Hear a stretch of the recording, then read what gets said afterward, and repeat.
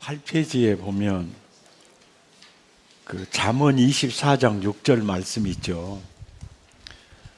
그 이스라엘 국정원의 좌우명입니다. 이스라엘 국정원의 좌우명이 잠언 24장 6절이에요.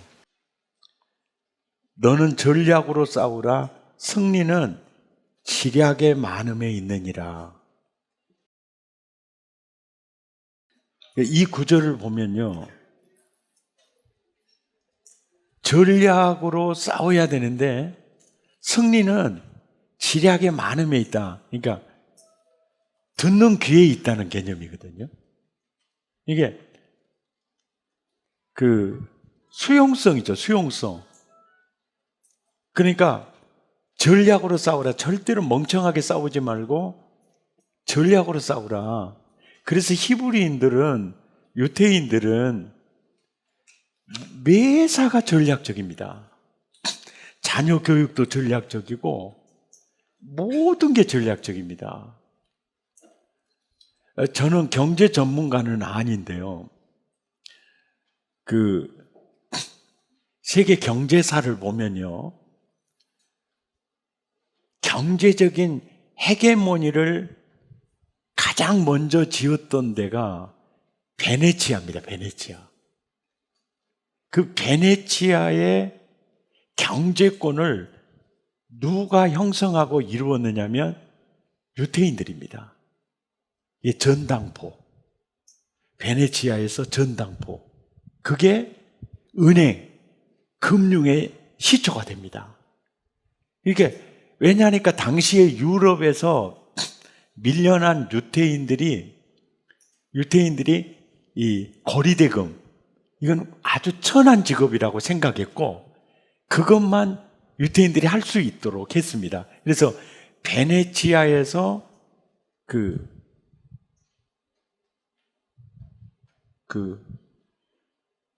은행이 시작됐다고 보는 겁니다.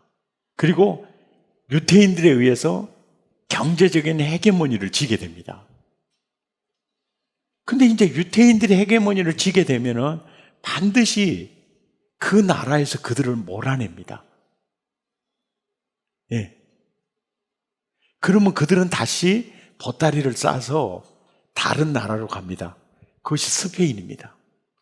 그래서 스페인이 그 다음에 이렇게 경제적인 힘을 발휘하는 이런 요즘 말로 말하면 기축통화국 정도까지 됩니다. 그러면 또 스페인의 원주민들이 싫어할 거 아닙니까? 그래서 그들이 몰아냅니다. 그들이 간 곳이 네덜란드입니다. 네덜란드요. 네덜란드에 가서 유태인들은 모든 게 전략적입니다. 네덜란드에 갔더니 청어 있잖아요, 청어. 청어가 엄청나게 많이 잡히는 겁니다. 그래서 이제 청어 가공부터 이제 시작을 하면서 이제 그 유태인들에 의해서 경제가 일어나게 됩니다. 그러면 네덜란드에서 또 유태인들이 쫓겨나잖아요. 그렇게 해서 쫓겨난 유태인들이 온 곳이 미국입니다.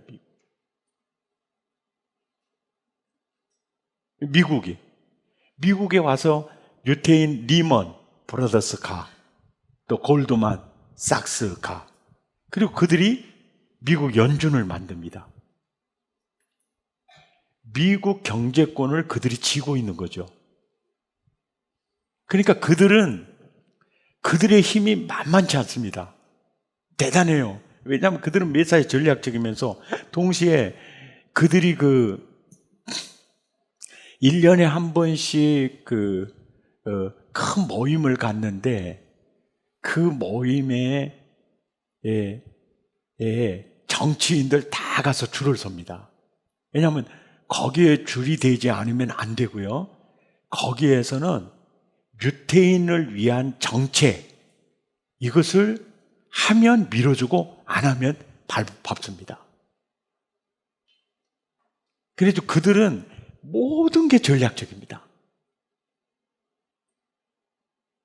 그러니까 지금 한국 상황이 한미일로 해가지고 이제 이번에 또 한미일 회의를 했지 않습니까? 그래서 이제 전체적으로 보면 세계가 이제 글로벌 한 시장권에서 이제는 균열이 벌어지기 시작을 하죠. 균열. 그리고 미국 입장에서는 2차 대전 후에 미국의 적은 독일과 이탈리아와 일본이었습니다. 그리고 2차 대전이 끝난과 동시에 미국은 적국들, 이 세 나라를 농업국가로 만드는 게 목표였습니다. 더 이상은 힘을 발휘하지 못한 그냥 농사나 지어 먹고 사는 나라가 되기를 바랬죠. 그런데 갑자기 도와줬던 같은 그룹인 줄 알고 있었던 소련이 발톱을 딱 내밀기 시작을 한 겁니다. 이제 적대국으로 이제 등장을 하는 거죠. 그러니까 소련 적대국을 대적하려고 보니까 일본하고 독일을 농업국가 만들어서는 밀리겠잖아요. 그래서 일본이 살아난 겁니다. 독일이 이제 산업국가, 경제력을 갖춘 국가로 일어나는 겁니다. 그렇게 했더니 일본과 독일이 자유민주주의 시장 경제 체제가 된 걸 보고서 중국이 경제 개방을 할 때 이 나라를 WTO에 가입을 시켜주면서 경제가 잘 이렇게 되면, 경제가 잘 이렇게 일어나면 저들도 자유시장 경제와 자유 국가가 될 줄로 알았는데 시진핑이 들어서면서 패권, 발톱을 딱 드러내기를 시작을 했죠.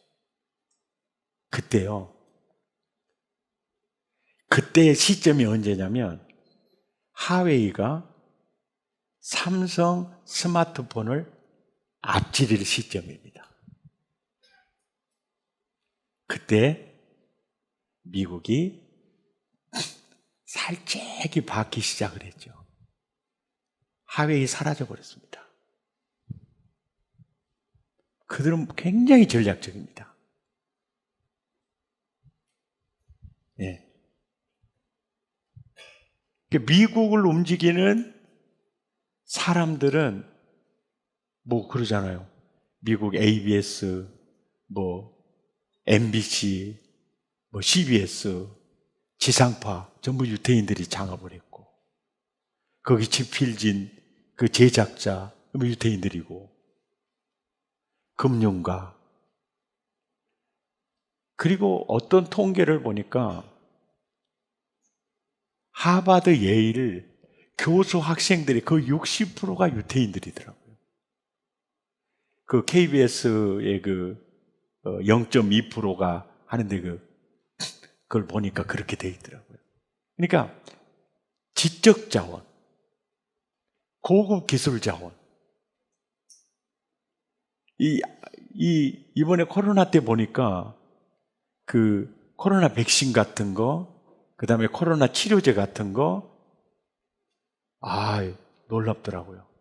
나 두 번째 코로나 걸려가지고 그 약 딱 했더니 있잖아요. 약 10번 먹을 거 주더라고요. 3번 먹으니까요. 코로나 끝이더라고요. 이 앞으로의 그 산업들, 바이오 산업들, 이러는 걸 보면은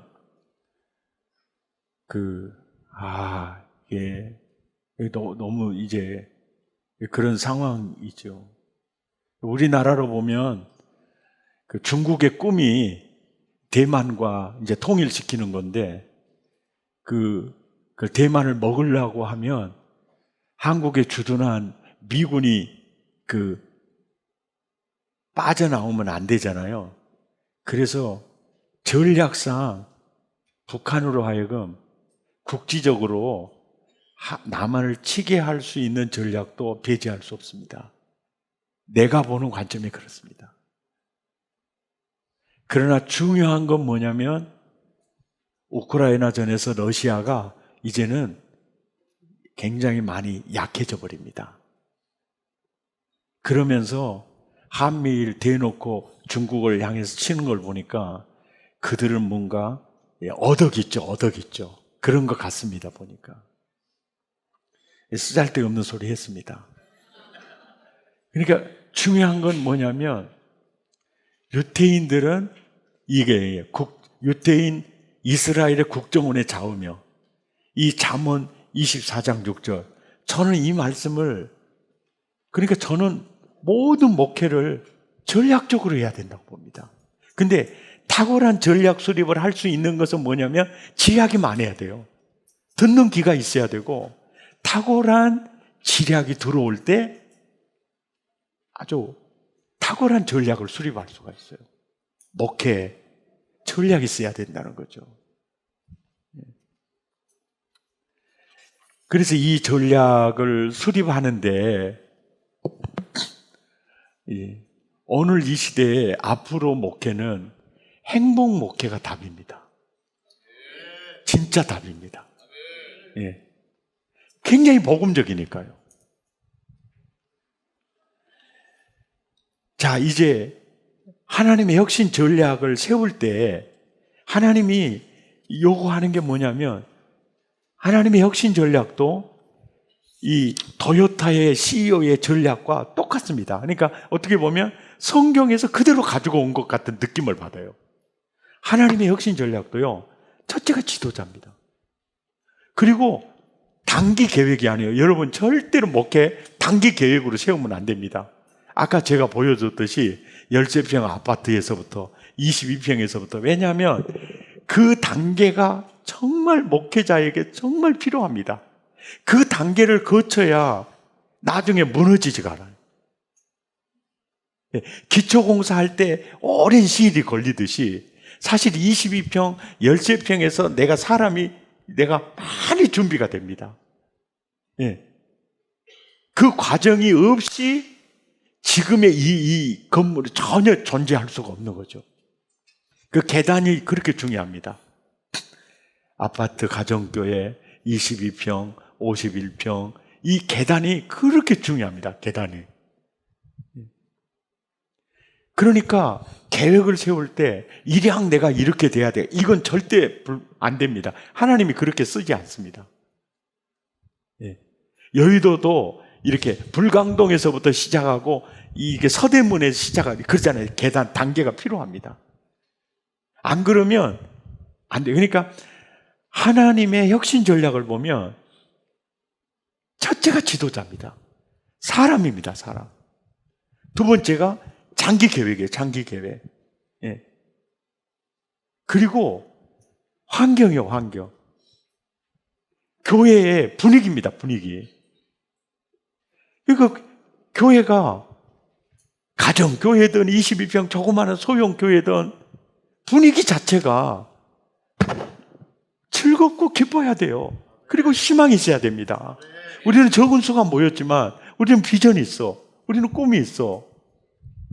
이게 생명입니다. 생명. 환경, 그 지도자, 장기계획, 그리고 이 환경.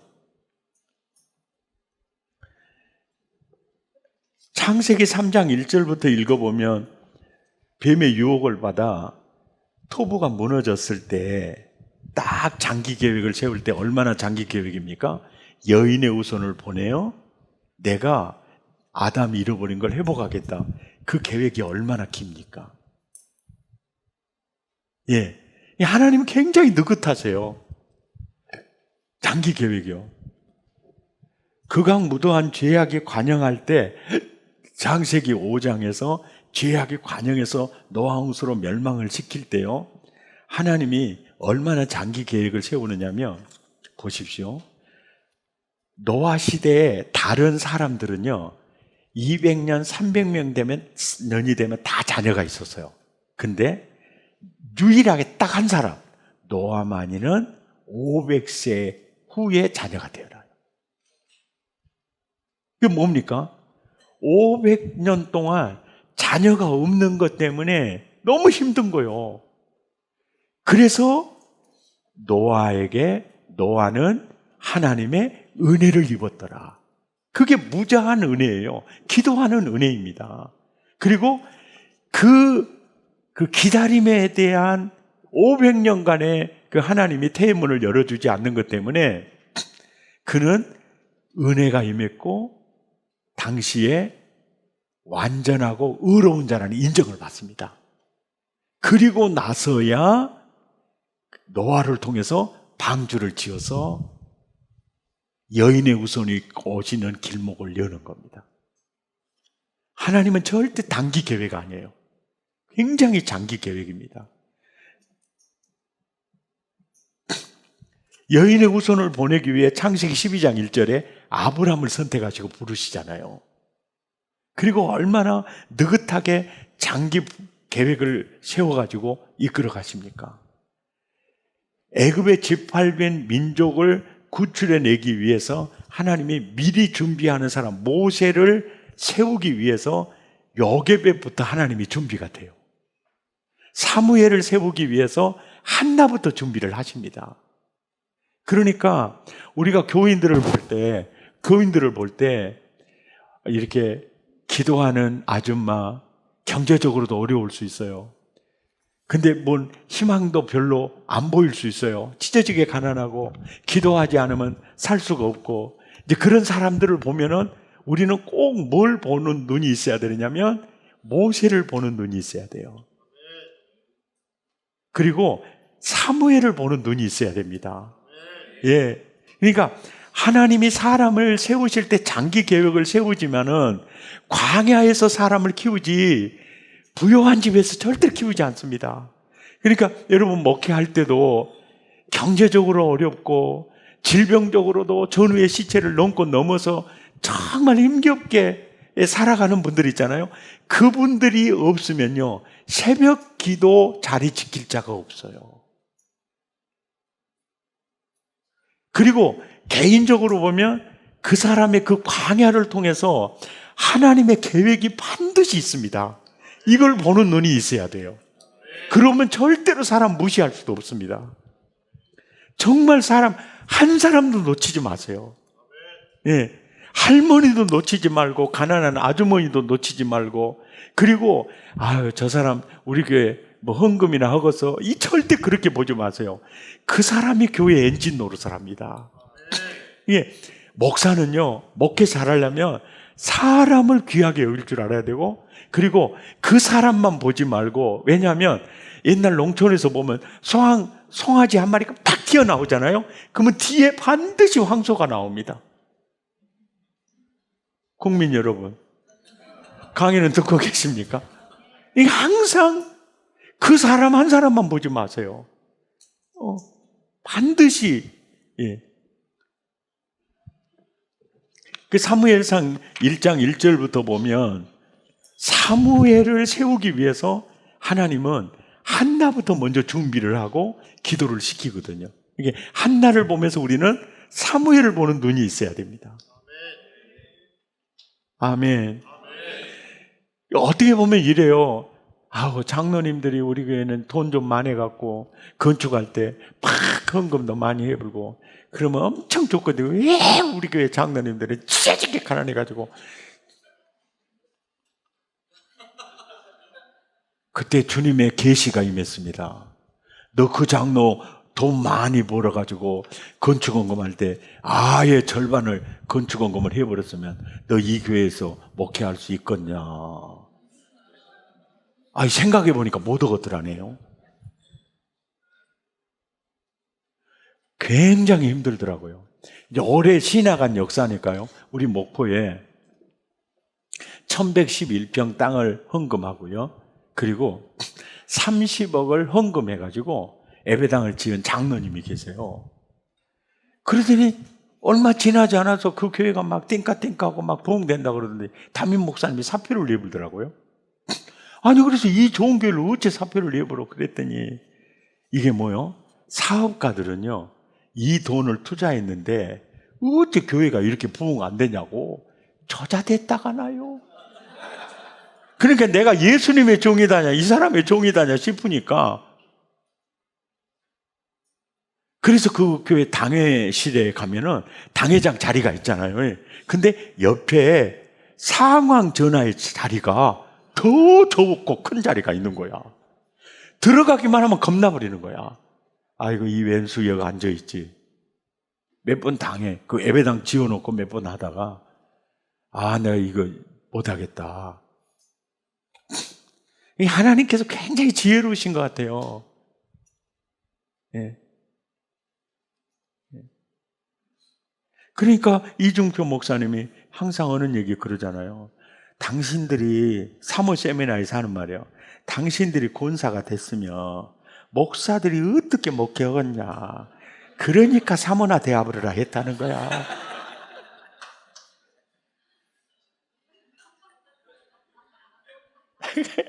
그러니까 그 이중표 목사님이 참 재밌는 얘기를 한 거죠. 그냥 그래, 내가 권사 됐으면 목사 목회하기 어려웠을 거야.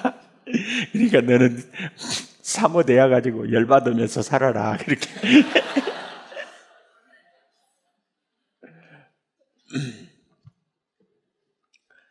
그러니까 이스라엘이 무너졌을 때도요, 다니엘서 1장을 보면 다니엘을 또 준비를 시켜요. 그래가지고 포로, 디아스포라의 그늘이 되게 하시죠. 제자를 삼는 예수님의 전략도 단기 계획이 아닙니다. 장기 계획이에요. 그러니까 목회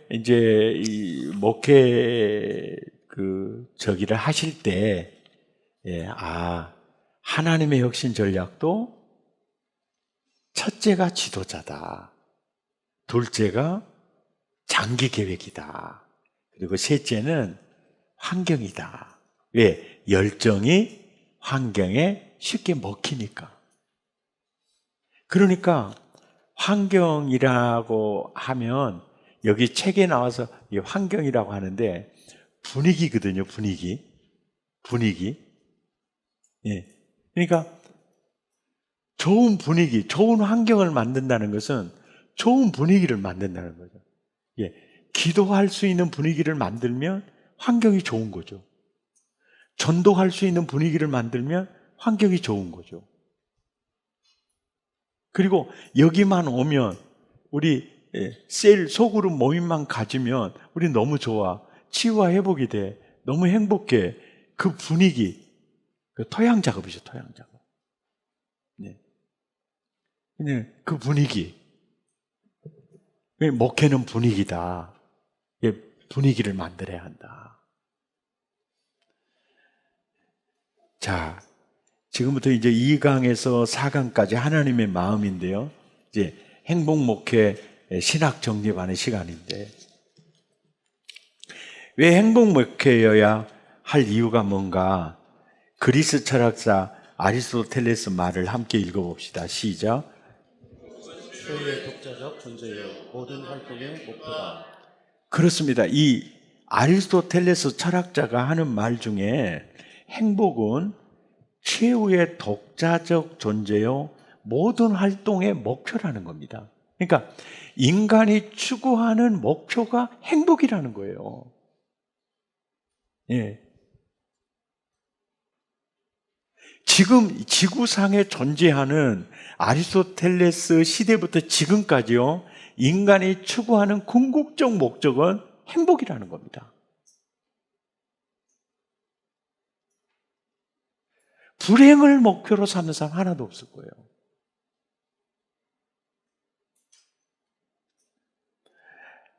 아우구스티누스 시작. 모든 인간은 어떤 형편에 처해 있든 행복을 갈구한다. 어거스틴의 얘기죠. 어떤 형편에 처해 있든지 간에 인간은 행복을 갈구한다. 토마스 아퀴나스요. 시작. 인간은 행복을 바라지 않을 수 없다. 인간의 궁극적 목적은 행복이다. 유익한 면이 있다고 판단하지 않고는 자신에게 해로운 일을 도모하거나 행하는 사람은 없다. 심지어 자살하는 사람도 죽음이나 불행이나 고통을 종식시켜준다는 점에서 죽음을 유익한 것으로 여긴다. 즐거움 없이 살 수 있는 사람은 아무도 없다. 그래서 영적 기쁨을 박탈당한 인간은 육적 쾌락으로 넘어간다. 예. 우울증 환자가 자꾸 자기 비난의 그 소리에 못 견디거든요. 그래서 죽는 게 편하겠다. 이래서 죽는 겁니다. 그 얘기를 하는 거예요. 자살하는 사람까지도 행복을 따라간다는 거예요. 이게 우울증 환자들의 자기 비난이에요. 이게 저녁에 잠이 안 오잖아요. 계속 자기가 자기를 비난하는 거예요. 네가 살아서 뭐해? 너는 아무짝에도 쓸모없는 사람이야. 너는 네 부모에게도 짐만 될 뿐이야. 너 학교 다닐 때 공부도 잘해서 계속 자기 비난을 해요. 여러분은 자기 비난할래요? 자기 칭찬할래요? 좋은 말 할 때. 여러분, 자기를 무시하고요.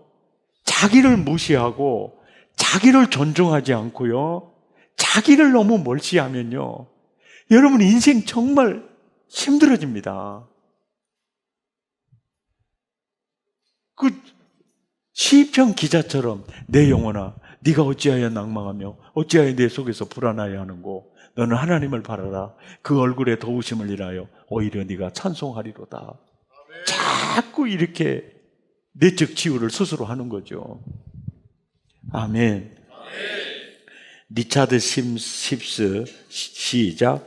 행복은 우리 모두가 바라는 바이며 모든 사람 안에 심어진 천성적 소원이다. 마음의 모든 추구와 삶의 모든 반전은 거기서 연유한다. 우리가 가난 중에도 기뻐할 수 있음은 최악의 일 속에서도 복이 있어 영원한 행복을 더해주기 때문이다. 목사들이 교인들의 행복을 도와야 한다. 행복을 성경에서는 기쁨이라고 칭했고 기쁨은 행복의 주요 부분이라고 주요 행복은 기쁨은 행복의 주요 부분이라고. 프랑스의 철학자 드니 디드로의 말입니다. 시작. 세상의 열망은 하나뿐이니 곧 행복해지려는 열망이다. 인정하십니까? 아멘이 시험 들었네요. 조지 휘필드 시작. 인간의 행복이 종교의 목표이고 최대한 행복해지는 것이 만민의 특권이 아닌가. 예수님의 목표도 마귀처럼 당신의 마음을 비참하게 하는 것인가? 아니다. 그분은 당신이 그분을 믿고 구원받기를 원하신다. 사랑의 구주께서 바라시는 바는 이것뿐이니 곧 당신의 죄를 버리고 영원히 그분 곁에서 행복을 누리는 것이다. 아멘. 토머스 멘턴 시작. 이성적인 피조물이 행복을 바라는 것은 불의 연속성만큼이나 자연스러운 현상이다. 그런데 우리는 행복을 바라면서도 그것을 가져다 줄 수단을 잘못 선택한다. 윌리엄 베이츠 시작. 인간 고유의 가장 치열한 본성은 행복해지려는 갈망이다. 행복을 구하는 타고난 성향보다 더 보편적이고 불가침인 것은 없다. 파스칼의 얘기요. 시작. 모든 인간은 행복을 추구한다. 예외가 없다. 이 열망과 무력감이 말해주는 것은 한때 각 사람 안에 참된 행복이 있었는데 지금은 텅 빈 자국과 흔적만 남아있다는 것이 아니고 무엇인가. 우리는 이 빈자리를 주변의 모든 것으로 채우려고 한다. 존재하는 것들로 안 되면 존재하지 않는 것들로라도 도움을 얻으려 한다. 그러나 어떻게 해도 달라지는 것은 없다. 이 무한한 심연은 불변하는 무한한 무엇, 다시 말해 하나님 자신으로만 채워질 수 있기 때문이다. 그분만이 우리의 참 선이시다. 모든 인간은 행복을 추구한다. 아무리 수단이 다를지라도 인간은 모두 이 목적을 지향한다. 전쟁에 나가는 사람과 전쟁을 피하는 사람도 관점만 다를 뿐 바라는 것은 똑같다. 인간의 의지는 이 목적이 아니고는 단 한 발짝도 움직이지 않는다. 이거야말로 인간의 행동을 유발하는 유일한 동기이며 심지어 목매달아 죽는 사람도 마찬가지다. 예, 청교도 로버트 클로포즈 말입니다. 시작. 모든 인간은 본능적으로 행복을 갈구한다. 모든 계획과 목적과 노력이 그것 하나에 맞춰져 있다. 예, 스코틀랜드의 성직자 토마스 보스턴이요. 인간이 무엇인지 생각해보라. 인간이란 행복을 갈망할 수밖에 없는 피조물이다. 행복을 바라는 마음이 본성의 일부라서 결코 뿌리 뽑을 수 없다. 행복을 바라는 인간의 마음은 호흡만큼이나 자연스러운 일이다. 조나단 에드워즈요. 행복을 간절히 구하지 않는 사람은 지구상에 없다. 사람들이 온갖 다양한 방법으로 열심히 행복을 찾는 것만 보아도 충분히 알 수 있다. 그들은 물불을 가리지 않고 어떤 편법으로라도 행복해지려 한다. 사람이 자신의 행복을 사랑하는 것은 기독교에 유해하지 않는다. 성도든 죄인이든 모두가 행복을 사랑한다.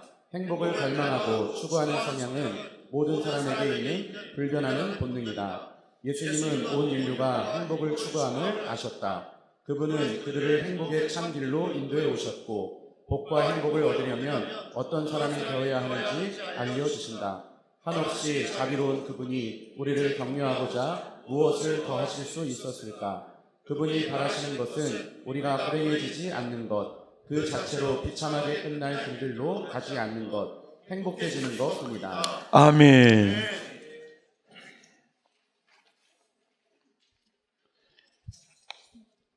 21페이지에 프랑크 말 시작. 우리는 다 행복해지려는 목표를 품고 살았다. 우리의 삶은 다 다르면서도 똑같다. 아멘. 22페이지요.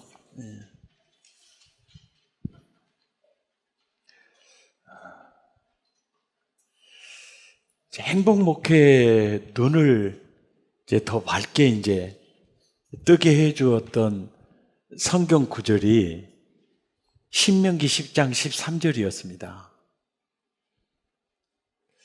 저는 옥하는 목사님의 제자입니다. 그래서 그리스도의 형상을 담는 자로 세우는 것이 제가 설교하는 목표였습니다.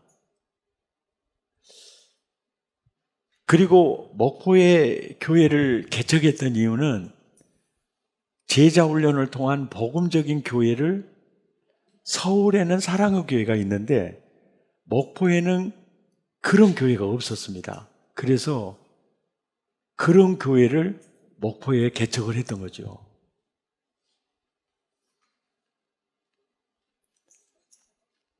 그러니까 옥하는 목사님의 제자훈련 교재로 제자훈련을 시키고 그리고 그리스도의 장성한 분량에 이르기까지 세우려고 몸부림을 쳤습니다.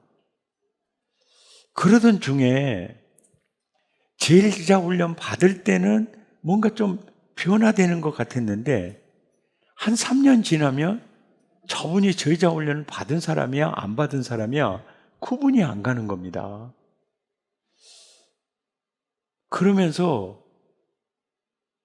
내 자신을 돌아봤습니다. 내 자신을 돌아볼 때 그리스도의 장성한 분량과는 너무나 거리가 멀었습니다. 그런 내 자신을 발견하면서 이제 설교할 때마다 내가 그리스도의 형상, 예수님의 성품을 담는 자로 세우려고 내가 이렇게 열심히 애를 쓰는데 나도 아직 멀었는데 이들도 너무 힘들지 않게 이들도 어떻게 가능할까? 그러면서 무슨 생각이 드느냐면 제자훈련 하면서 설교 사역을 하면서 이제 힘이 쫙 풀리는 겁니다. 그래서 그렇게 갈등하고 있을 때 창세기에서 요한계시록까지 성경을 읽어가거든요. 근데 신명기 10장 13절을 딱 읽으니까 내가 설교하는 목적하고 모세가 설교하는 목적이 완전히 달랐던 겁니다.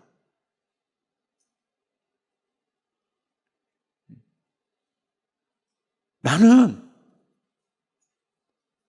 오직 말씀을 지켜 행하게 함으로 그리스도의 장성한 분량에 이르도록 하는데 내 설교하는 목적이 있었는데 설교하는 나도 힘들고 교인들도 힘들고 앞으로 이 사역을 계속 하게 될 텐데 하면 할수록 내게 다가온 건 절망감이지 않을까, 이런 생각이 들면서 힘든 순간에 성경을 읽을 때 성령께서 이 말씀을 주신 겁니다. 신명기 10장 13절입니다. 이 말씀을 보니까 신명기 10장은 모세의 설교잖아요. 모세가 설교하면서 이런 얘기를 하는 거예요. 내가 내일이 아닙니다. 오늘입니다. 오늘 내 행복을 위하여요. 오늘 내 행복을 위하여. 내가 명하는 여호와의 명령과 규례를 지킬 것이 아니냐. 그러니까 분명히 전하는 메시지는 여호와의 명령과 규례거든요. 그 여호와의 명령과 규례는 노른자이가 대계명과 대계명이에요. 마음을 다해서 하나님을 사랑하고 이웃 사랑하는 거고, 이걸 풀어 쓰는 계명이 10계명이고요. 이걸 설명하는 게 율법이에요. 그리고 이것을 계속 설명하는 게 선지자들의 강령입니다. 이것을 한마디로 하면 여호와의 명령과 규례, 이걸 성경이에요. 성경. 이게 성경을 전하는 거예요. 다른 말 전하는 게 아니고, 모세도 여호와의 명령과 규례하면 창세기에서 요한계시록까지예요. 그 설교하는 목적 자체가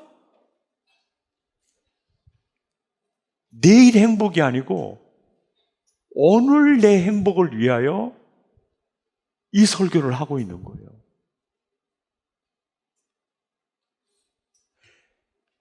눈이 번쩍 띄었습니다.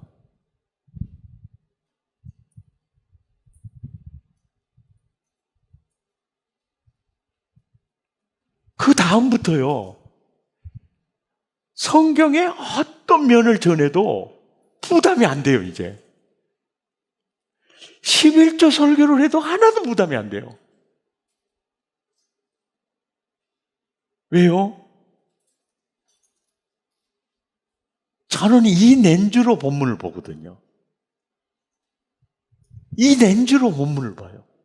그러니까 7번씩 70번씩 7번이라도 용서해 줘라, 이 말씀을 볼 때 딱 목적이 그거예요. 내가 왜 이 말 한 줄 아니? 내일도 아니야. 오늘 내 행복을 위해서. 또 보세요. 악을 악으로 갚지 말고, 욕을 욕으로 갚지 말고, 있잖아요. 이 말씀을 볼 때 토브 렌즈로 보는 거예요. 하나님의 마음의 렌즈로 보는 거예요. 어떤 마음으로 하나님이 이 말씀 하시지? 이걸로 보는 거예요. 그러니까 율법 렌즈가 없는 거죠. 복음 렌즈이고, 나를 사랑하시고 나 행복하기를 원하신 하나님이 주라, 이렇게 말하는 거거든요. 이 렌즈로 보는 거죠. 그러니까 설교하는 목적이 오늘 행복이에요.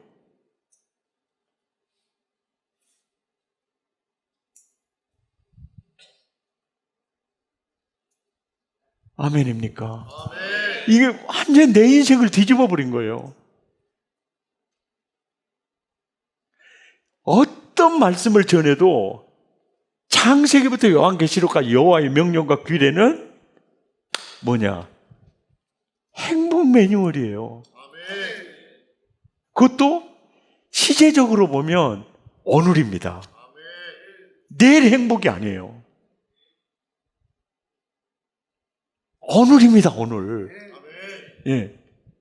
오늘 불행하면 내일도 불행해요. 오늘 행복하면 내일도 행복하거든요. 이러면서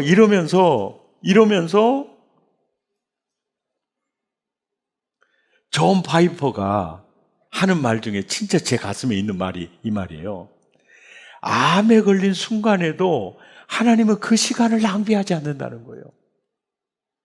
내가 암에 걸린 순간에도, 내가 교통사고를 당해서 경추 2번이 골절로 전신마비되는 순간에도 하나님은요, 그 시간을 낭비하지 않아요. 얼마나 요긴하게 쓰는지 몰라요. 그 순간에 주님을 만나게 하시죠. 하나님의 섭리를 깨닫게 하시죠. 그리고 그 순간에도요, 가해자를 용서하게 하세요. 그리고 그 순간에도 가해자에게 당신은 나에게 거침돌이 됐지만 나는 당신에게 디딤돌이 될 거예요. 예. 그리고 그 사고 나서 살고자 하는 자는 죽을 것이요 죽고자 하는 자는 살리라. 주님이, 성령님이 그래요. 내 안에 계신 주님이 너 살라고 목회했냐? 너 지금까지 죽으려고 목회했냐? 이 질문을 하실 때 하나님, 예수님, 나 죽으려고 목회했어요. 이 말 안 나오더라고. 나 살려고 열심히 했습니다. 이 말밖에 안 나와요. 그때 내가 잘못된 것을 깨달았죠. 한 번만 더 기회를 주시면 제가 주를 위해 죽겠습니다 하는 겁니다. 그 결단한 것. 그러니까 그 교통사고로 경추 입원 골절로 목 밑으로는 전혀 수족을 쓰지 못할 때 운동신경 마비도 오지만은 감각신경이 가니까요, 따뜻한지 더운지를 느끼지를 못해요. 터치 감각이 없어요. 그런 순간도 지나놓고 보면 하나님이 낭비하지 않으세요.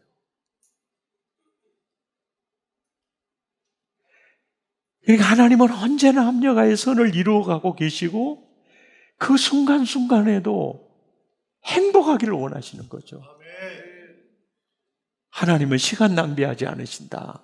이게 존 파이퍼. 예. 존 파이퍼 진짜 행복 목회는 조나단 에드워드, 그리고 이제 앞으로 올라가면 칼빈, 그리고 어거스틴까지 올라가고 바울까지 올라가고 예수님까지 올라가요. 예.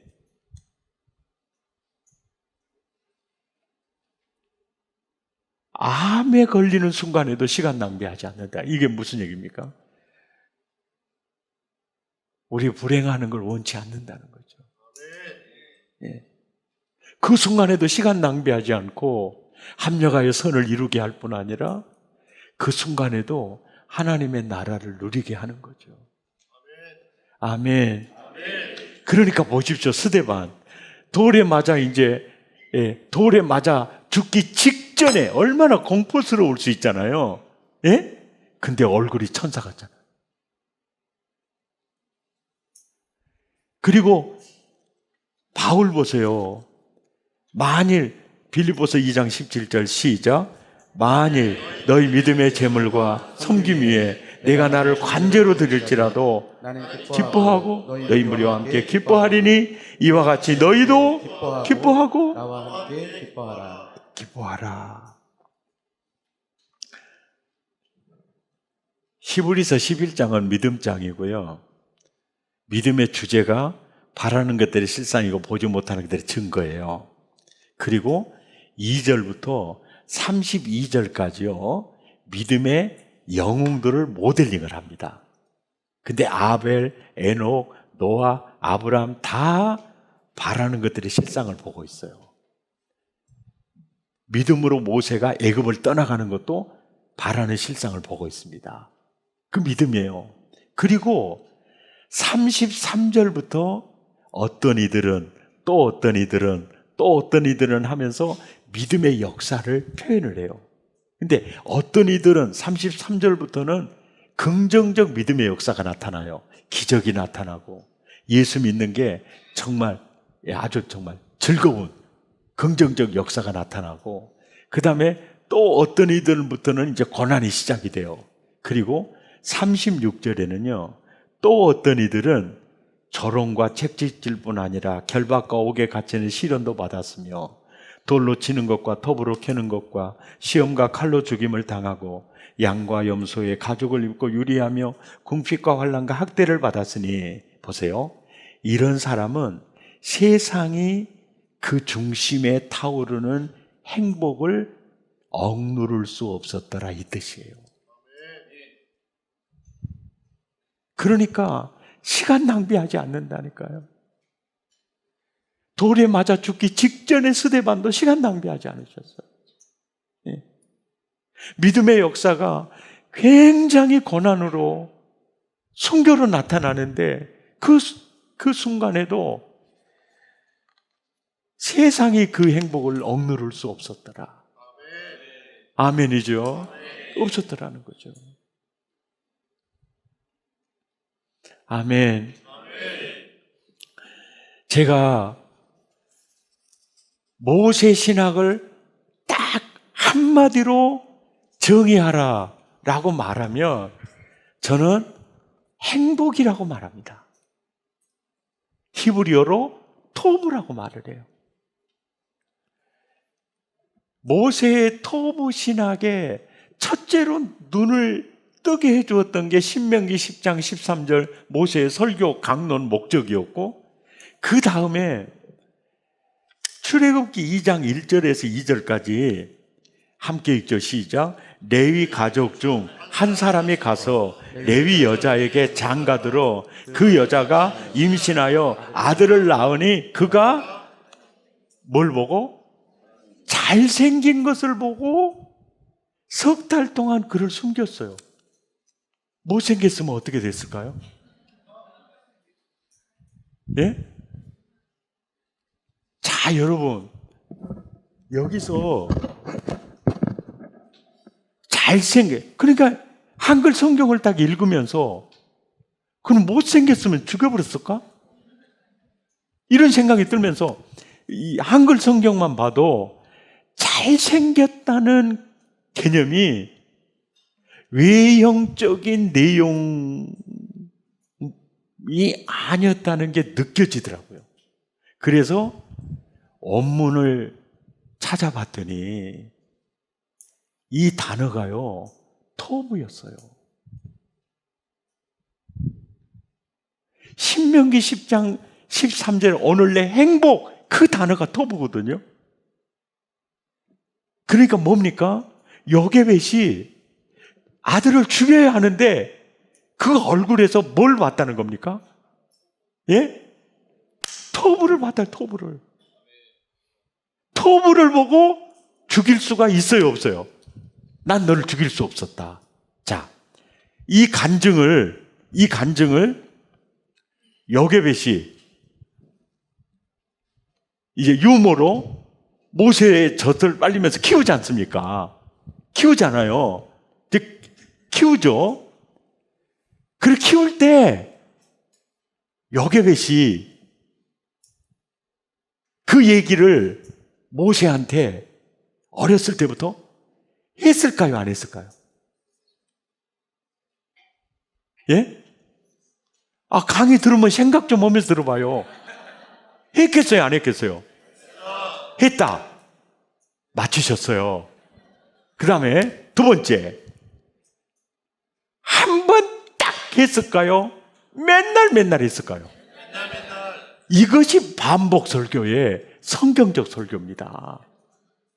국민 여러분, 반복이에요. 왜? 근거.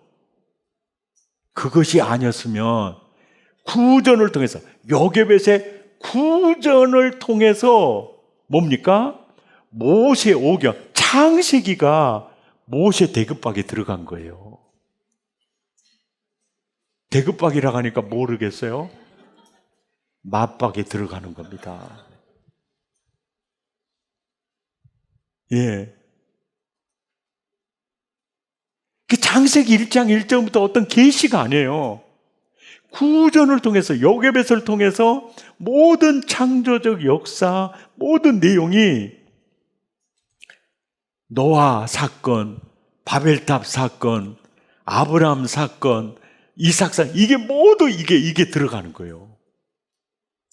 구전을 통해서. 자, 토라를 통해서 누렸던 모든 은혜를 이렇게 뭡니까? 구전을 통해서 전해주는 게 탈무드입니다. 탈무드. 시중에 나와 있는 탈무드 책은 그 내용 중에 예화만 몇 개 뽑아가지고 묶어놓은 책이고요. 7, 80권 되는 그 유태인의 그 탈무드. 그러니까 학교의 오전은 무조건 토라와 탈무드만 공부합니다. 그리고 수학부터 과학, 이건 오후예요. 네.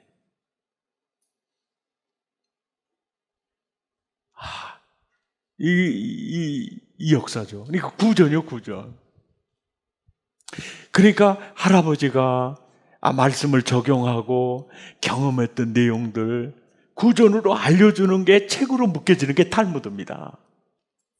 예.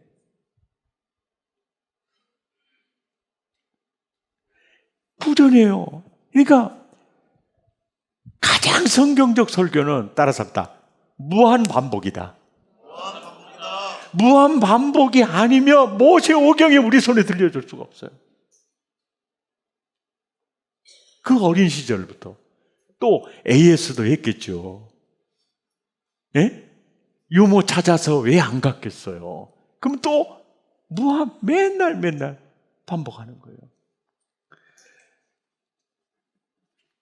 그래서 이제 모세가 완전히 토부에 사로잡혀요. 토부에. 왜? 자기는 토부가 아니었으면 죽었어. 자기는 토부가 아니었으면 죽었어요. 난 토부 때문에 살았어. 토부를 보고. 그러니까 이 토부가 히브리어로 좋았더라, 잘생겼더라, 아름다웠더라, 낙, 행복, 다양한 한국어로 토부가 번역이 돼, 막 이렇게 번역이 돼 있는데 이걸 신학적으로 하면요. 하나님의 나라를 본 겁니다. 예. 하나님의 나라를 본 거예요. 그러니까, 이때부터 모세가 이 토부에 완전히 사로잡히게 되는 계기가 되었겠구나. 그러면서 토부라는 단어가 제일 많이 담겨져 있는 책이 창세기 1장이에요.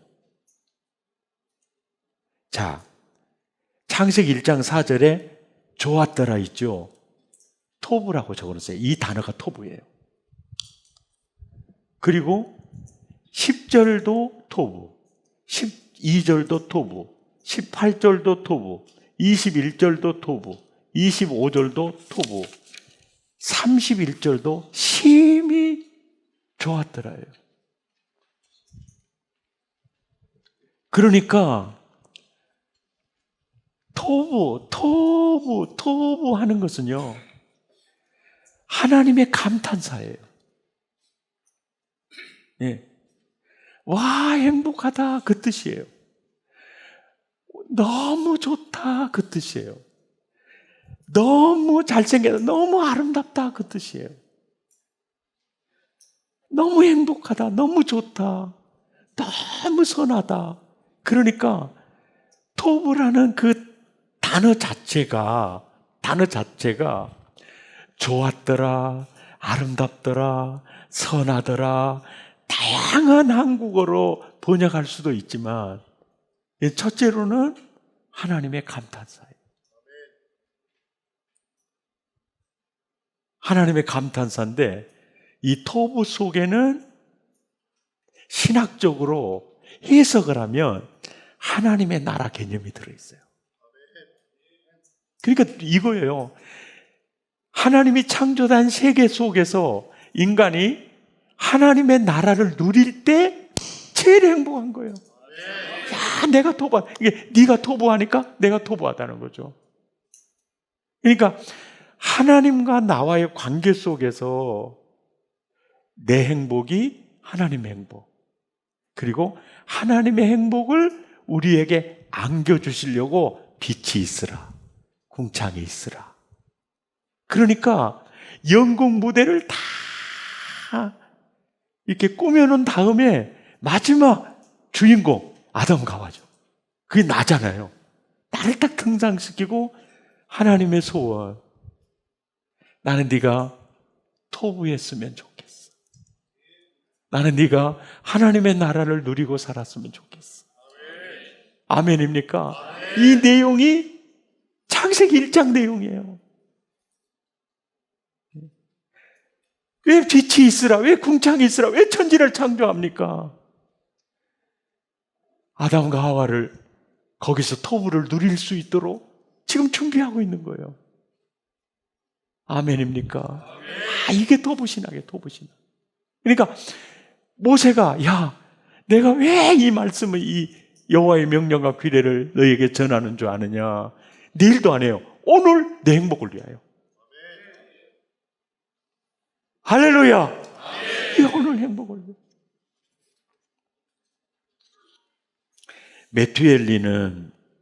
메투엘리의 글을 읽어봅시다. 시작.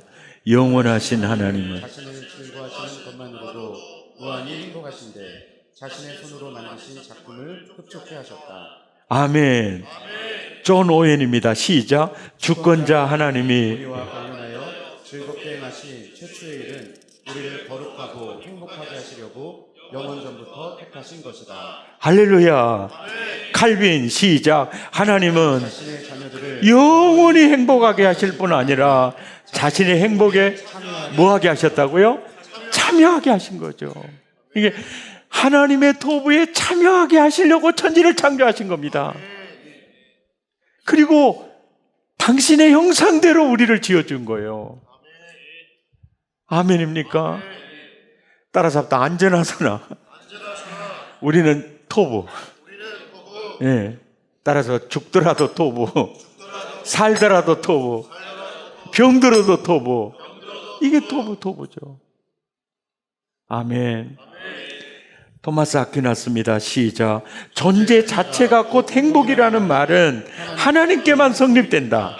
하나님은 행복 자체시다. 즉 그분의 행복은 다른 데서 얻거나 다른 무엇에 동참하는 것이 아니다. 반면 인간의 행복은 동참하는 행복이다. 행복을 인간의 최고선이라고 하는 이유는 최고선이신 하나님을 얻거나 누리는 것이 곧 행복이기 때문이다. 아멘. 아멘. 이제 보십시오. 창세기 2장 토부의 하나님의 나라의 극치였죠. 그것을 시기하고 도둑질하는 마귀가 뱀을 앞세워서 다가서죠. 이게 창세기 3장이에요. 그래서 마서방의 말을 받아들이는 순간 토부가 무너져 버리는 겁니다. 토부가 무너져요. 그래서 창세기 3장 9절에 여호와 하나님이 아담을 부르시며 그에게 이르시되, 이게 뭐요? 하나님의 나라에 있어야 될 네가, 토부의 자리에 있어야 될 네가, 행복의 동산, 에덴 동산에 있어야 될 네가 어찌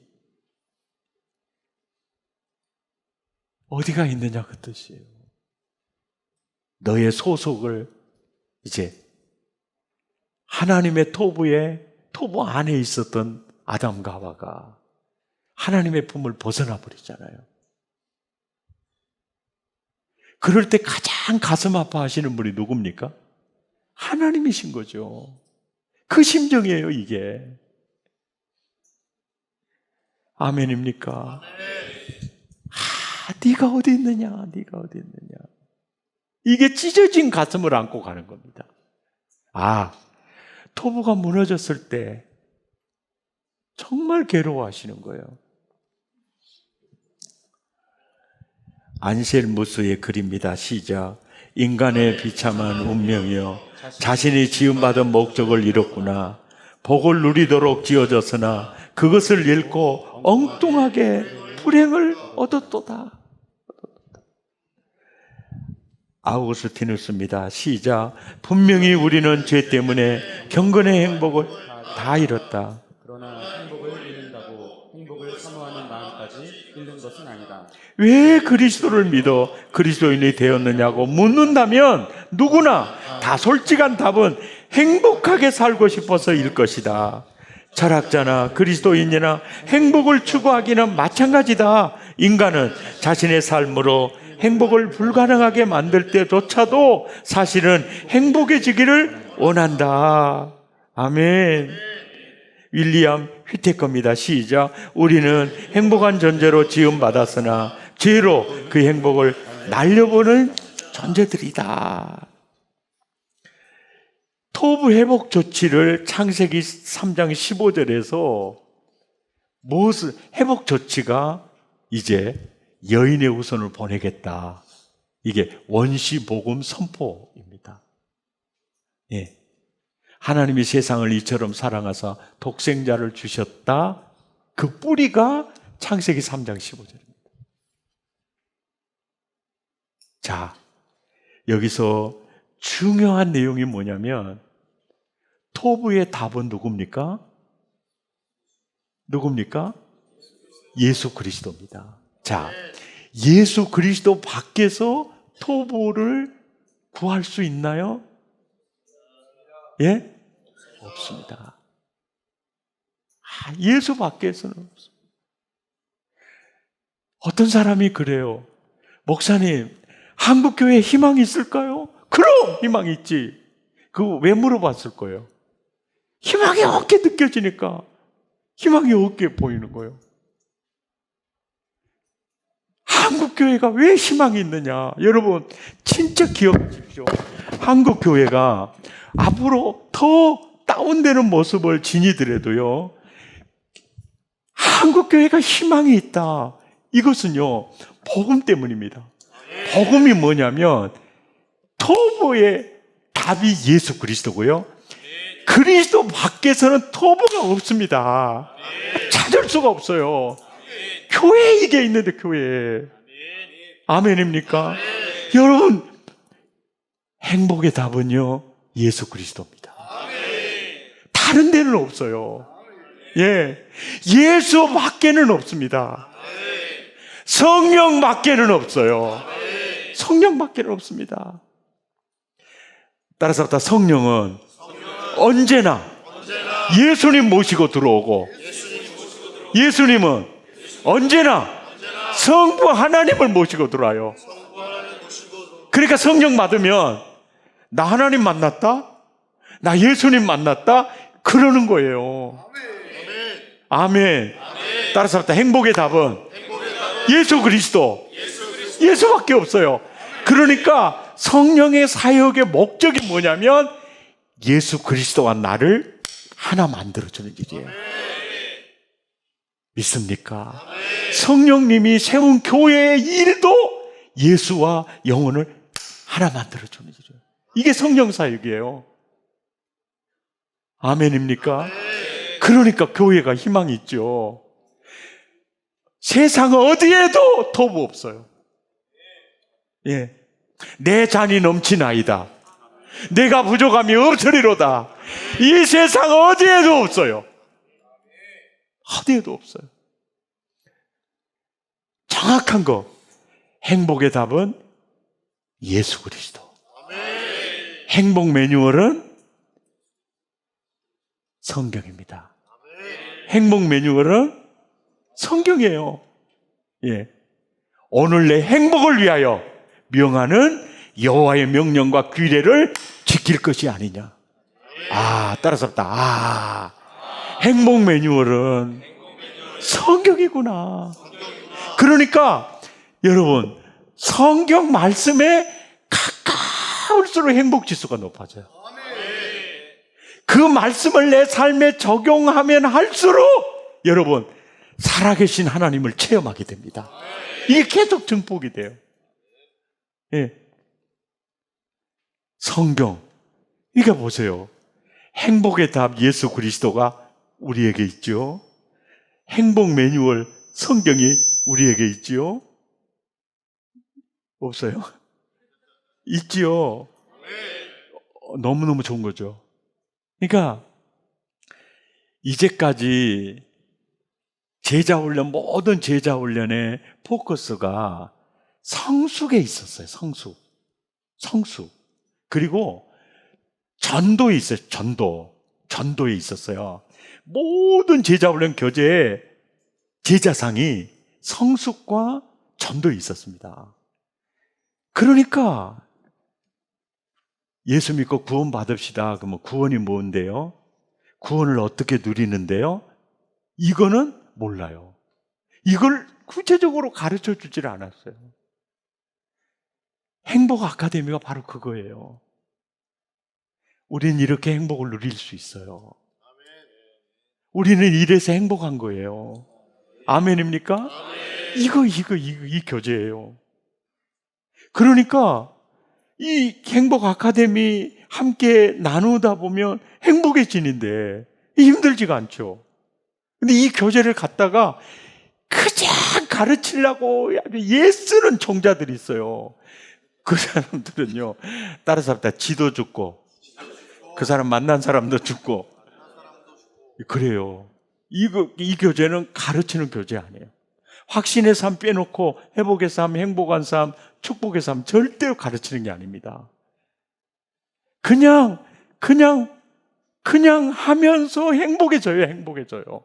그것을 나누는 것뿐입니다. 너무너무 좋죠. 아멘. 진짜 좋습니다. 할렐루야. 자 보세요. 한국교회에 희망이 있습니까? 있어요. 행복의 답은 예수 그리스도입니다. 자 보세요.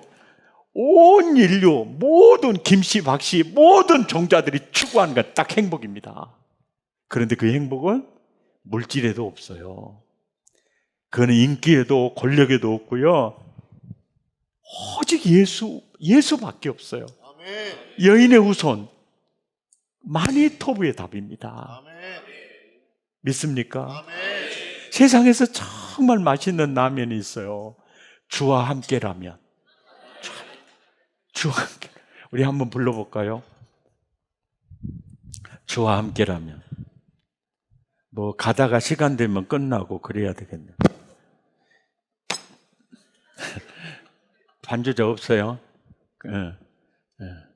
주와 함께라면. 진짜 세상에 제일 맛있는 라면은 주와 함께 라면이라고 생각해. 농심라면이 아니고 삼양라면이 아니고 주와 함께 라면.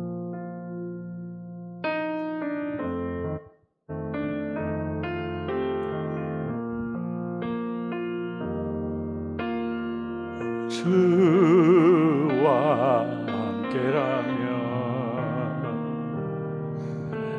나는 행복해요.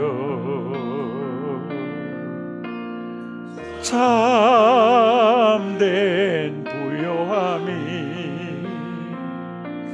내 맘에 가득하니까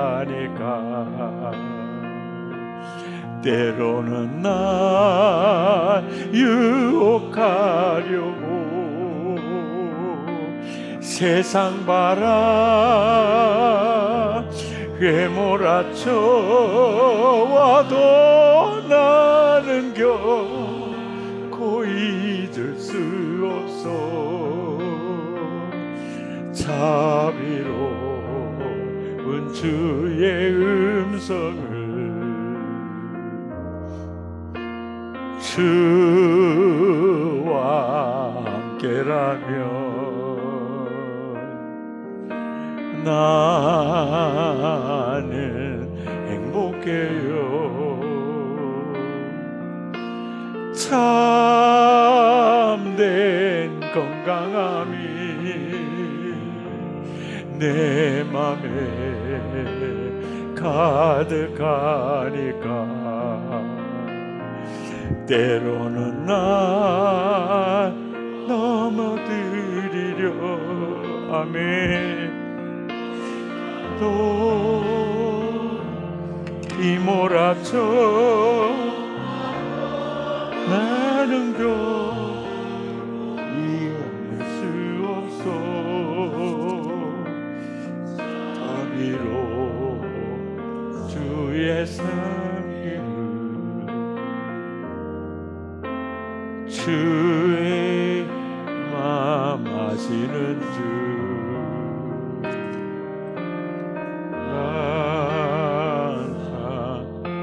계셔. 약한 내 영혼에 위로와 갱력 주시네. 가난해도 당이 들어도 시련의 밤 어둡고 깊어도 나는 떠날 수 없어. 아름다운 주의 나라를.